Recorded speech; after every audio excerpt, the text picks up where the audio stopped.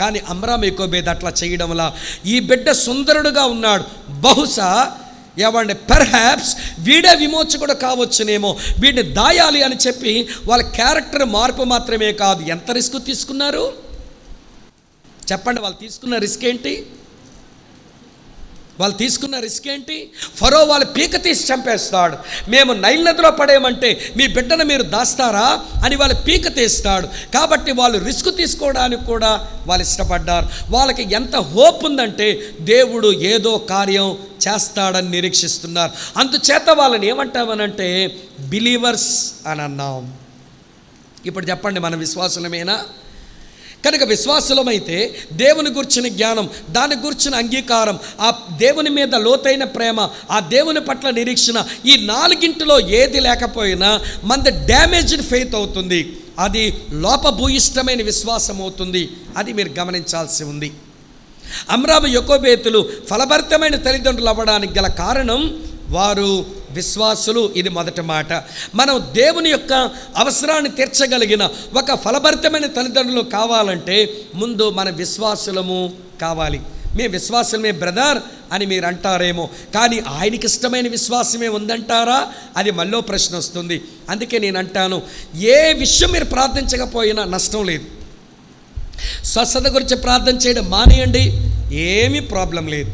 మీ పిల్లల భవిష్యత్తు గురించి ప్రార్థన చేయడం మానేయండి, ఏమీ ప్రాబ్లం లేదు. లేకపోతే మీ డబ్బు కొరకు ప్రార్థన చేయడం మానేయండి, ఏమీ ప్రాబ్లం లేదు. మీ ఉద్యోగంలో మీ హెల్ప్ కొరకు ప్రార్థన చేయడం మానేసేయండి, ఏమీ ప్రాబ్లం లేదు. కానీ ఇది మాత్రం మానేస్తే మీరు ప్రాబ్లంలో పడతారు. ఏంటా ప్రార్థన అంటే లూకా సువార్త 17వ అధ్యాయం 5వ వచనంలో ఉంటుంది. ఏంటా ప్రార్థన చదువుతారా? లూకా సువార్త 17వ అధ్యాయం 5వ వచనం. అక్కడ ఏమి రాస్తుంటుందంటే, ప్రభువా మా విశ్వాసమును వృద్ధి పొందించం. Lord increase our faith. ఇది ఒక్కటి ఉంటే మిగిలినవన్నీ జరిగిపోతాయి. ఈ అసలైంది విడిచిపెట్టేసి మిగిలినన్నిటి కొరకు మనం ప్రార్థన చేస్తున్నాం. వింటున్నారా నా మాట?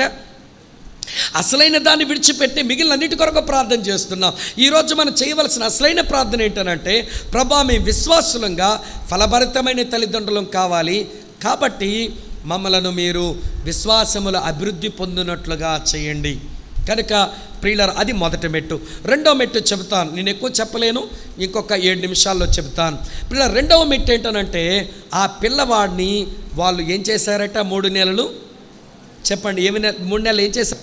నేను ఎప్పుడు చెప్తాను, ఎవరి మన దొడ్డిలో ఉన్న చెంబు, మన వాకిలు తుడుచుకునే చీపురు మన బీరువాలో పెట్టి దాచుకోం కదా. బంగారం దాచుకుంటాం, పట్టుబట్టలు దాచుకుంటాం, అట్లనే విలువైన వాటిని దాచుకుంటాం. ఇప్పుడు అమ్రాము యోకోబేదులు దేవుడు వారికి ఇచ్చిన బిడ్డను విలువైన వానిగా చూస్తున్నారు. ఇప్పుడు పేరెంట్స్ మీకు మాట అడుగుతాను, మీరే బర్త్డే మీటింగ్ జరిగినా లేకపోతే స్తుతికూడిక జరిగితే మీ ఇంట్లో పాస్టర్ గారు చెప్తారు, గర్భఫలము యెహోవా ఇచ్చు బహుమానం. మరి మీ బిడ్డలు దేవుడు మీకు ఇచ్చిన బహుమానం అని చూచి వారిని విలువైన వారుగానే ఎంచుతున్నామా అనేది ప్రశ్న. చూడండి, మీరు ఎంత విలువిస్తారో మీ బిడ్డలకి చెబుతాను. మీటింగుల్లో, బర్త్డే మీటింగుల్లో గర్భఫలం యెహోవా ఇచ్చే బహుమానం అని దేవుడి బిడ్డను బహుమానంగా ఇచ్చాడని చెప్తారు. దేవుని బహుమానానికి మీరు ఎంత విలువిస్తారో చెప్పనా? ఆడేదో మీకు నచ్చినట్లుగా ఉండలేదు, మీకు కోపం పుట్టించాడు, కోపం పుట్టించింది అమ్మాయి. అప్పుడు మీరు ఆ పిల్లోడు ఏమని పిలుస్తారో తెలుసా? ఒరే గాడిద, ఒలే పంది. అబ్బా, దేవుని బహుమానానికి మీరు ఇచ్చిన పేర్లు ఎంత బాగున్నాయో. గర్భఫలం యెహోవా ఇచ్చే బహుమానం అని అంటావు, పంది అంటావు, గాడిద అంటావు, చీపురునక్క అంటావు, లేకపోతే ఏనుగు అంటావు, ఏదేదో పేరు పెట్టి పిలుస్తావు. ఇప్పుడు బెన్నీ గారు నన్ను ప్రేమించి పెన్నిచ్చారు. ఈ పెన్ను ఆయన ఇచ్చిన బహుమానం జాగ్రత్తగా ఉంచి వాడుకుంటే నేను ఎవరిని గౌరవించినట్లు? పెన్నను కాదు, నేను ఎవరిని గౌరవించినట్లు? బెన్నీ గారిని గౌరవించినట్లు. కనుక ఆయన ఇచ్చిన పెన్ను తీసుకొని, ఇచ్చారులేండి పెద్ద పెన్ను అని ఇట్లా ఇసురు కొట్టాను అనుకోండి, నేను బెన్నీ గారిని ఏం చేసినట్లు? ఇన్సల్ట్ చేస్తున్నాను. ఈ రోజున చాలామంది పేరెంట్స్ దేవుడిచ్చిన బహుమానమైన తమ బిడ్డలకు వారి భావోద్రేకాలు, ఎమోషన్స్లో గాడిదనో, పందెనో, కుక్కనో ప్రియులారా అంటూ మీరు దేవుణ్ణి ఇన్సల్ట్ చేస్తున్నారు. మీకు అర్థమవుతుందా ఈ మాట? మీరు సిన్నర్స్, ఆర్డినరీ సిన్నర్స్ కాదు, సేవ్డ్ సిన్నర్స్, రక్షించబడిన పాపులు మీరు. మీకు తెలియకుండానే పాపం చేస్తున్నాం మనం పేరెంట్స్గా ప్రియులారా. కానీ ఈ పేరెంట్స్ అట్లా లేరు. దేవుడు వారికి ఇచ్చిన బిడ్డను విలువైన వానిగా వారు ఎంచారు. అందుకే వాడిని దాచారు 3 నెలలు. దాచిన తర్వాత ఇక దాచలేని పరిస్థితి వచ్చినప్పుడు 3వ మెట్టు చెప్తాను, వాడికి భద్రతను ఏర్పాటు చేశారు. ఏంటి భద్రత? జమ్ముపెట్టలో పెట్టారు. జమ్ముపెట్టలో పెట్టారు. కింద నుంచి నీళ్లు లోపలికి రాకుండా ఏం పూశారట? కీలు పూశారు. మరి కింద నుంచి నీళ్లు లోపలికి రావు సరే, మరి పైనుంచి వచ్చి ఒక గద్ద తన్నుకుపోతే పిల్లోడిని, మరి పైన కూడా ఇది ఏర్పాటు చేయాలి కదా, పైన కూడా ఏర్పాటు చేశారు. అందుకని 6వ వచనంలో చూడండి ఏముంటుందో. 6వ వచనం ప్రారంభంలో ఒక పదం, 2వ అధ్యాయం 6వ వచనంలో పదం ఏముంది అక్కడ? ఏముంది అక్కడ? తెరచి అనే పదం. తెరచలంటే అర్థం ఏంటన్నమాట? వారి కింద నుంచి నీళ్లు వెళ్లకుండా వాడికి కీలు పూయడంతో పాటు జమ్ముపెట్టెకు పక్షులు వచ్చి ఆ పిల్లోడిని తన్నికిపోకుండా పైన వేశారన్నమాట, ఒక లిడ్, ఒక మూతను కూడా ఏర్పాటు చేశారు. ఇది కంప్లీట్ సెక్యూరిటీ. మీ పిల్లలకు మీరు భద్రతను ఏర్పాటు చేయాలి. మీలో కొంతమంది అనొచ్చు, బ్రదర్ మా పిల్లలకు భలే భద్రత ఏర్పాటు చేసాం బ్రదర్, అగ్గున్న చేతులకు కడుతున్నాం బ్రదర్ డబ్బులు. మీకు అర్థమైందో లేదో, అగ్గున్న చేతులకి మధ్యలో దీపం ఉంటుంది, 2 చేతులు ఎట్లా ఉంటాయి, అక్కడ మేము సెక్యూరిటీ కడుతున్నాం బ్రదర్ అంటారేమో. ఏంటిది మీకు అర్థమైందా? ఎల్ఐసి వాళ్ళు ఎవరైనా ఉన్నారంటే నన్ను క్షమించండి, మీ గురించి ఒక మాట చెప్పబోతున్నాను. మధ్యలో దీపం ఉంది, చేతులు ఎట్లున్నాయి. మన కట్టాల్సిన ఇన్స్టాల్మెంట్ టైంకి కట్టలేదనుకోండి, మన పిల్లలకు భద్రత ఇవ్వాల్సిన ఎల్ఐసి వాళ్ళు ఏం చేస్తారంటే, దీపాన్ని మేము ఎట్లా ఆపుతామన్నోళ్ళు దీపాన్ని ఇలా నొక్కేస్తారు. నువ్వు ఇన్స్టాల్మెంట్ కట్టలేదు, నీకు రాదు, పాలసీ నీకు రాదు, ఎక్కడికి వెళ్తావో ఎల్లు.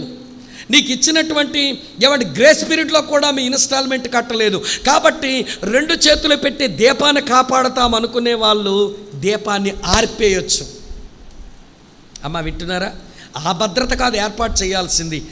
ఆ రోజున అమ్రాము యొకోబేతులు ఆ నైలు నదిలోంచి నీళ్లు లోపలికి రాకుండా భద్రత, పైనుంచి పక్షి ఎత్తుకుపోకుండా భద్రత. అదేంటనంటే మనం స్పిరిచువల్గా అప్లై చేసుకోవడానికి చెబుతున్నాను.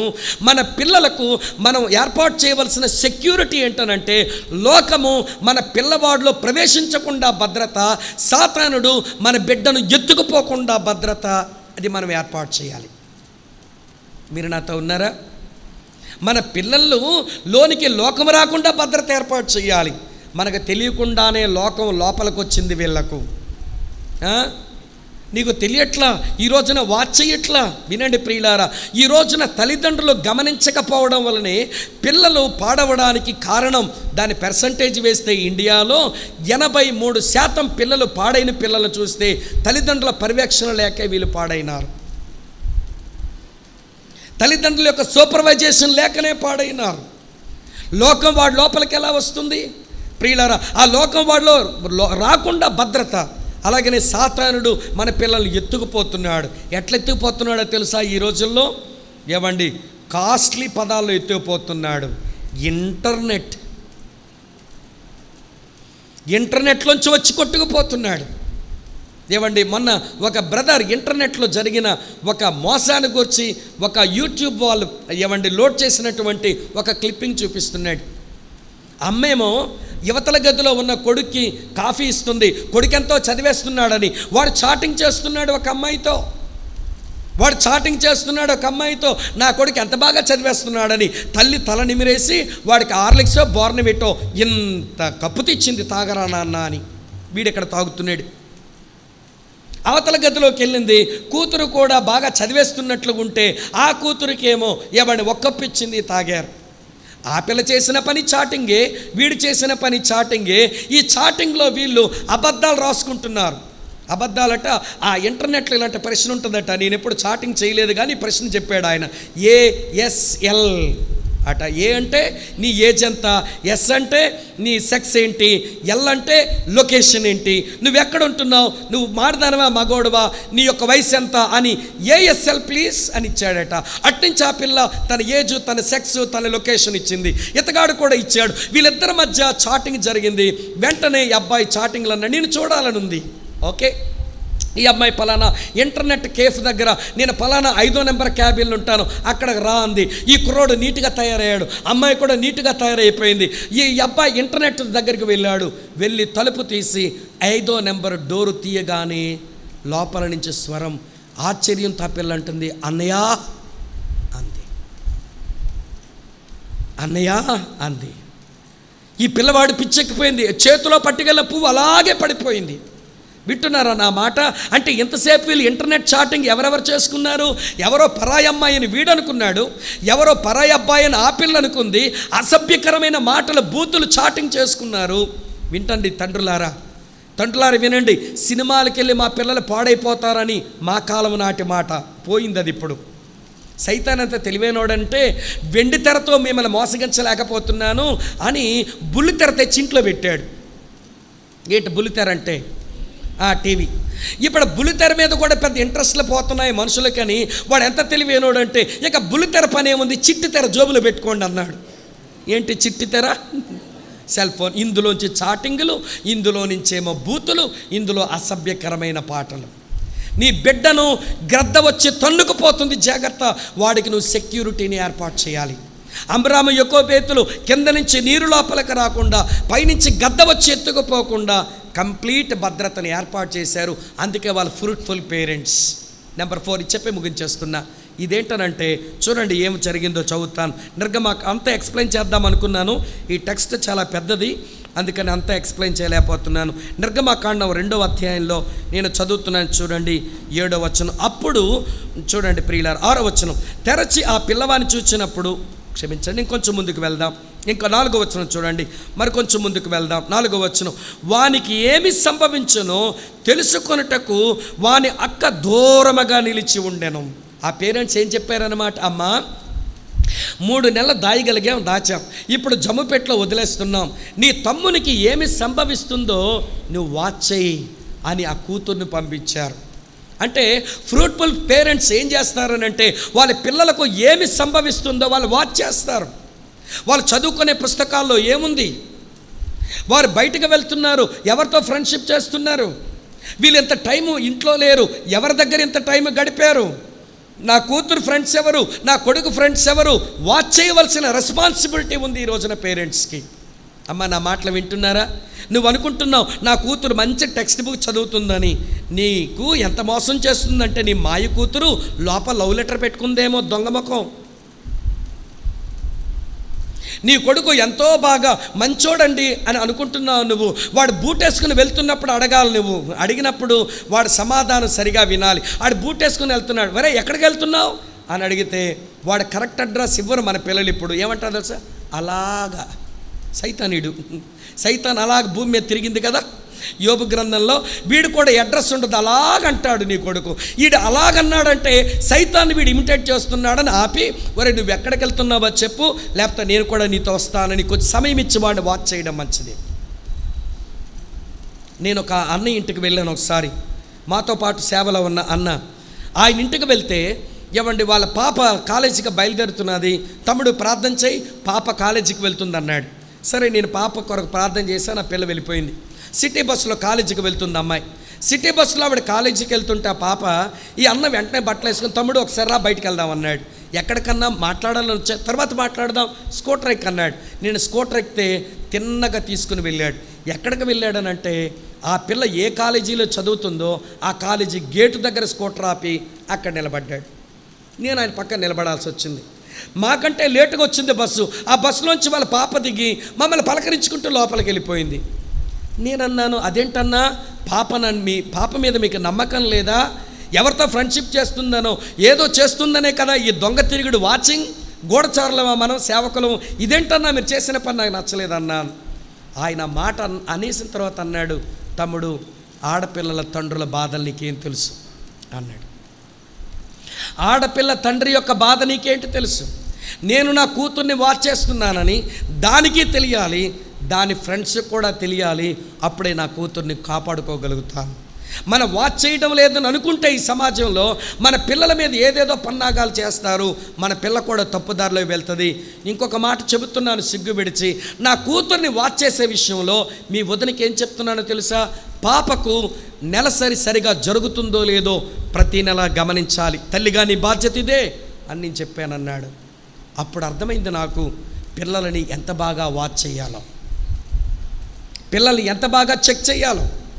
అమ్రాము యకోబేతులు ఫలభరితమైన తండ్రులు అవ్వడానికి గల కారణం ప్రియులారా, వారు పిల్లవాడిని వాచ్ చేయించారు.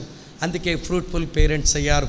విశ్వాసులు, తర్వాత ప్రియులారా భద్రతను ఏర్పాటు చేసిన వారు, తర్వాత పిల్లవాడిని విలువైన వాడిగా ఎంచిన వారు, చివరగా వాడిని చెక్ చేసినటువంటి వారు.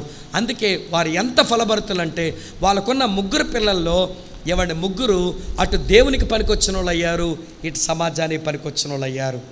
అహరోని ప్రధాన యాజకుడైనాడు, మిరియాము క్వైర్ లీడర్ అయిపోయింది, పాటలు పాడుతున్నది, మోషే వారిని నడిపించే నాయకుడయ్యాడు. ఫెయిల్యూర్స్ ఏమైనా ఉన్నాయా ఇంట్లో?